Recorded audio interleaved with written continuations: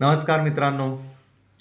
मित्रांनो, खोपोली नगर परिषदेची निवडणूक आता संपलेली आहे आणि पुढील काही दिवस मी माझा अनुभव तुमच्याबरोबर शेअर करणार आहे. कारण मी पहिल्यांदाच निवडणुकीमध्ये उतरलो होतो. पहिल्यांदाच निवडणूक लढलेली आहे.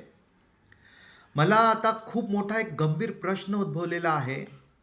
ज्या नगरसेवकांनी 70-80 लाख रुपये खर्च करून ही निवडणूक लढलेली आहे, ते लोकं आता पुढील 5 वर्ष काय काम करणार? म्हणजे त्यांनी एवढा मोठा इन्व्हेस्टमेंट केलेला आहे. तर इन्व्हेस्टमेंट काढण्यासाठी काय तुमचे ते रस्त्यांचं काम करणार आहेत का? तुमच्या इथं गटारी बनवणार आहेत का? तुमच्या इथं स्वच्छतागृह बनवणार आहेत का? अहो, त्यांनी जे इन्व्हेस्टमेंट केलेलं आहे, ते इन्व्हेस्टमेंट काढण्यासाठी आता ते लोकं तुमच्या गटारीचे पैसे आले का टाक खिशात. तुमच्या रस्त्याचे पैसे आले का टाक खिशात. आता हेच होणार आहे आणि ते सगळी इन्व्हेस्टमेंट जे त्यांनी केलेली आहे 70-80 लाख रुपये, त्याचे ते आता 5 पट पैसे काढणार आहेत पुढील 5 वर्षामध्ये आणि नगर परिषदेला पक्का लुटणार आहे. आणि जनतेला पण तेच लोक हवे आहेत हो. ते पण आता 1000, 2000, 5000 रुपयामध्ये आपले मतदान विकून टाकतात आणि नंतर 5 वर्ष त्यांना प्रश्न विचारायचा अधिकारच राहिलेला नाहीये.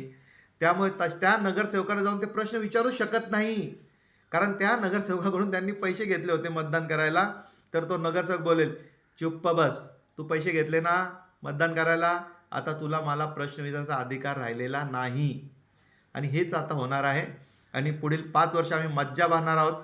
कसे हे लोक नगर परिषदेला लुटणार आहेत ते. जय हिंद, जय महाराष्ट्र मित्रांनो.